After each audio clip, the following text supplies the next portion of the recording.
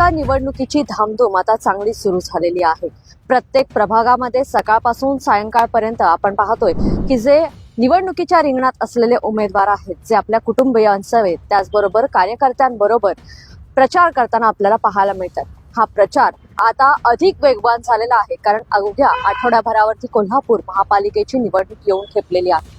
आणि याच निवडणुकीच्या पार्श्वभूमीवरती आपण जाणून घेणार आहोत आज की कोल्हापूरमध्ये प्रचारासाठी कोणकोणत्या माध्यमांचा वापर उमेदवार करतायत।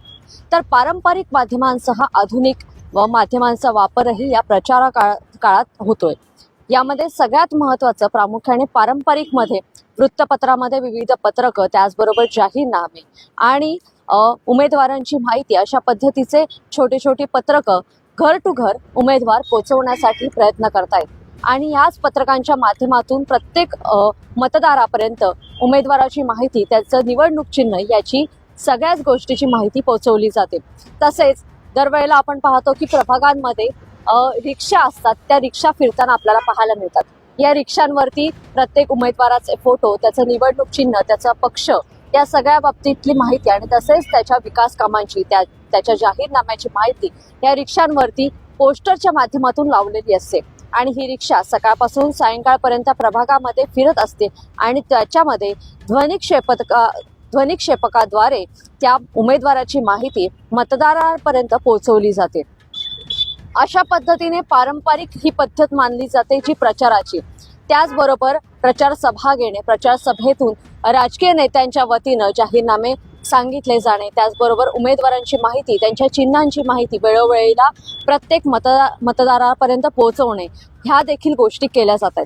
तसेच प्रभागामध्ये प्रत्येक घरामध्ये जाऊन प्रचार करणे, प्रत्येक घरातील सदस्याला आपलं निवडणूक चिन्ह, त्याचबरोबर EVM मशीनवरील बटन या सगळ्याची माहिती मतदाराला दिली जाते आणि प्रचार आहे जो केला जातोय। या सगळ्याच माध्यमांबरोबर मोठमोठे होर्डिंग्स असतील, पोस्टर्स असतील, जे शहरामध्ये लागलेले पाहायला मिळतात। या माध्यमातून देखील कोल्हापूर महापालिकेच्या प्रभागातील प्रत्येक मतदारापर्यंत राजकीय पक्षाचे उमेदवार आपला प्रचार करताना पाहायला मिळतात। राजकीय पक्षांमध्ये महायुती, महाविकास आघाडी, त्याचबरोबर ज्या दोन आणखीन आघाड्या झालेल्या आहेत, त्या आघाड्यांच्या माध्यमातून आपल्या प्रत्येक उमेदवाराचा प्रचार आहे जो जोरदारपणे केला जातोय। प्रचार रॅली, त्याचबरोबर प्रचार सभा या ठिकाणी विविध माध्यमे व विविध वाद्य आहेत त्याचा वापर केला जातोय। हलगी असेल, डफ असेल, या सगळ्याचाच वापर केला जातोय। ढोल ताशे असतील, याचा वापर देखील केला जातो। म्हणजे मतदाराला ज्या पद्धतीने आकर्षित करता येईल त्या पद्धतीने आकर्षित करून त्याचं लक्ष वेधलं जातं आणि अशा पद्धतीने कोल्हापूरमध्ये महापालिका निवडणुकीसाठी प्रचार करताना उमेदवार व्यस्त असलेले पाहायला मिळतात। पारंपरिक पद्धतीने प्रत्येक वेळेला हा प्रचार केला जातो। त्यामध्ये आता आणखीन एक पद्धत ऍड झालेली आहे, ती म्हणजे कोल्हापूरमध्ये मिसळ पे चर्चा, चाय पे चर्चा, कोपरा सभा या सगळ्यामध्ये देखील राजकीय नेते मंडळीची हजेरी आपल्याला पाहायला मिळते। काही महत्त्वाचे राजकीय नेते आहेत जे आपल्या प्रभागामध्ये बोलवले जातात, त्यांच्याद्वारे प्रचार केला जातो।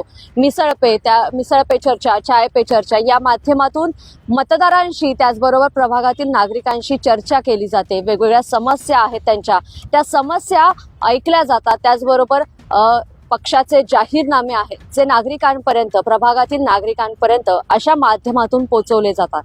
या पारंपरिक पद्धतींबरोबरच सगळ्यात महत्त्वाचं म्हणजे सोशल मीडियाचा अधिक वापर या निवडणूक काळामध्ये आपल्याला पाहायला मिळतोय। छोटे छोटे 20 ते 30 सेकंदाचे व्हिडिओज असतील, मोठे व्हिडिओ असतील, डॉक्युमेंटरी स्वरूपात आहे, अशा पद्धतीने आता प्रत्येक उमेदवार आपला प्रचार करतोय। गेल्या अनेक दिवसांपासून असा प्रचार सुरूच होता। मात्र राजकीय पक्षांच्या सभा झाल्यावरती त्या सभेतील महत्त्वाच्या नेत्यांची भाषणं असतील, वाक्य असतील महत्त्वाची, या सगळ्याच गोष्टीचा वापर करून छोटे छोटे व्हिडिओ बनवले जातात आणि ते व्हिडिओ असतील जे सोशल मीडियावरती व्हायरल केले जातात। आणि हे प्रामुख्याने प्रभागातील मतदारांपर्यंत कसे पोहोचतील याची योग्य ती खबरदारी आहे जी उमेदवारांकडून घेतली जाते। व्हॉट्सअपमध्ये वेगवेगळे ग्रुप्स तयार केले जातात। या ग्रुप्सच्या माध्यमातून हे व्हिडिओ आहेत जे व्हायरल केले जातात। व्हिडिओच्या बरोबरच वेगवेगळे पोस्टर्स आहेत, क्रिएटिव्ह पोस्टर्स आहेत जे बनवले जातात आणि मतदारांपर्यंत हे पोहोचवले जातात। त्यामध्ये देखील उमेदवाराचं निवडणूक चिन्ह, त्याचबरोबर त्याचा राजकीय पक्ष आणि त्याच्या तो जो विकास कामं प्रभागात करणार आहे त्याविषयीची माहिती यामध्ये सर्वाधिकपणे दिलेली असते। त्यामुळे सोशल मीडियाचा देखील अधिक वापर ह्या महापालिका निवडणुकीमध्ये केला जातोय। कोल्हापूरमध्ये देखील पहिल्यांदा 4 प्रभागीय सदस्य रचनेनं ही निवडणूक होते, त्यामुळे प्रभाग मोठे झालेले आहेत आणि त्याचबरोबर खूप कमी कालावधी आहे जो प्रचारासाठी उमेदवारांना मिळालेला आहे। त्यामुळे सोशल मीडियाचा अधिकाधिक वापर यावर्षी महापालिका निवडणुकीमध्ये केला जातोय। प्रामुख्याने सोशल मीडियाचाच वापर करण्यावरती देखील भर दिला जातोय। प्रत्येक उमेदवारासोबत हे असे सोशल मीडियावरती व्हिडिओज जे पब्लिश होतात ते पब्लिश करण्यासाठी, त्याचबरोबर हे व्हिडिओ टिपण्यासाठी व्हिडिओग्राफर त्याचबरोबर फोटोग्राफर अशी मोठी फळी देखील त्यांच्यासोबत दिसते। या टीम सोबतच उमेदवार आहे जो आपल्या प्रभागामध्ये फिरताना दिसतो। त्यामुळे तशा व्हिडिओज असतील, त्याचबरोबर पोस्टर्स असतील, फोटोज असतील, त्यांच्या सोशल मीडियावरती त्याचबरोबर वेगवेगळ्या माध्यमांवरती आपल्याला झळकताना पाहायला मिळत आहेत। आणि यामध्ये सोशल वॉर देखील रंगलेला आहे। म्हणजे जे निवडणुकीच्या रिंगणात उतरलेले आहेत 2 पक्षाचे नेते त्याचबरोबर उमेदवार यांच्यामध्ये देखील आता हे सोशल वॉर सुरू झालेले आहे। फॅन पेजेस देखील निर्माण झाले आहेत, त्यामुळे अक्षरशः हा प्रचार आता शिगेला टिपलेला पाहायला मिळतोय। त्याचबरोबर आणखीन एक महत्त्वाचं म्हणजे लोकसभा विधानसभेपासूनच या एका नव्या पद्धतीला सुरुवात झाली आणि ती पद्धत यावेळेला महापालिका निवडणुकीसाठी देखील वापरली जाते। ते म्हणजे टेलिकॉलिंग। टेलिकॉलिंगच्या माध्यमातून उमेदवार आपल्याशी संवाद साधतोय अशा पद्धतीने हा कॉल रेकॉर्ड केलेला असतो आणि प्रभागातील मतदारांच्या फोनवरती त्याचा फोन येतो आणि तो फोनच्या माध्यमातून आपली माहिती, आपलं निवडणूक चिन्ह, आपल्या पक्षाची माहिती आणि आपल्या जाहीरनाम्याची माहिती आहे तो आपल्या मतदाराला देतो। असे कॉल आहेत ते दिवसभरात 2 ते 3 वेळा मतदारांना केले जातात। टेलिकॉलिंगचा पर्याय हा वापरला जात होताच, त्याचबरोबर बल्क मेसेजेस देखील आता वापरले जात आहेत। या बल्क मेसेजेसच्या माध्यमातून उमेदवाराची माहिती त्याचबरोबर त्याचा जाहीरनाम्याची लिंक देखील आता मतदारांपर्यंत पोहोचवली जाते।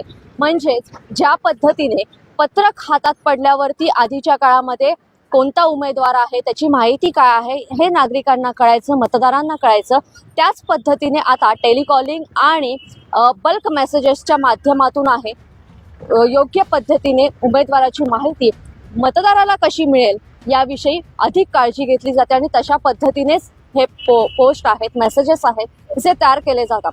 त्यामध्ये त्यांच्या जाहीरनाम्याची माहिती, त्यांची विकास कामं कोणकोणती असणार आहे, कोणत्या मुद्द्यांवरती ते ही निवडणूक लढवत आहेत या संबंधीची सगळीच माहिती या टेलिकॉलिंग आणि बल्क मेसेजेसमध्ये असते। त्याद्वारे प्रत्येक मतदाराला हे सोपं झालेलं आहे की कोणता उमेदवार कोणत्या विकास कामांवरती भर देणार आहे, कोणत्या मुद्द्यांवरती अधिक काम करणार आहे याची माहिती एका मिनिटामध्ये मतदाराला मिळते।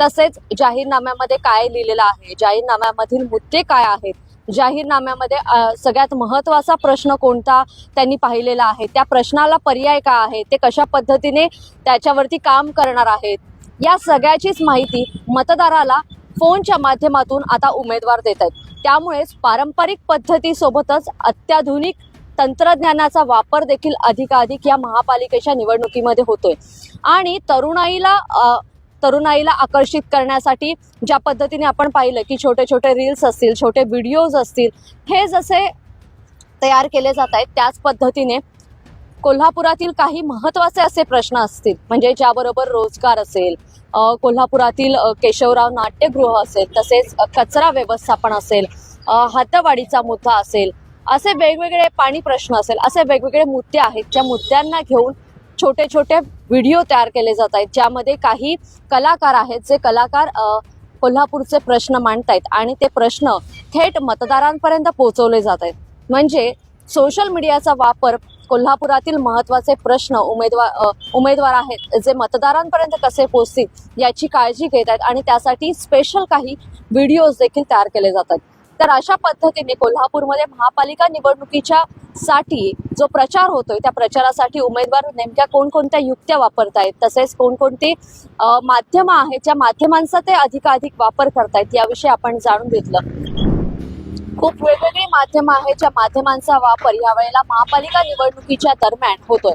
तुमच्या प्रभागामध्ये जो उमेदवार आहे तो कशा पद्धतीने प्रचार करतोय, त्याचबरोबर आणखीन कोणती वेगळी माध्यमं आहेत ज्याचा वापर या वेळेला उमेदवार करतायत याविषयी देखील आमच्या कमेंट बॉक्समध्ये नक्की सांगा आणि हा व्हिडिओ तुम्हाला कसा वाटला हे देखील जरूर सांगा. याबरोबरच मी इथेच थांबते. लोकमतसाठी कोल्हापूरहून दुर्वा दळवी. धन्यवाद.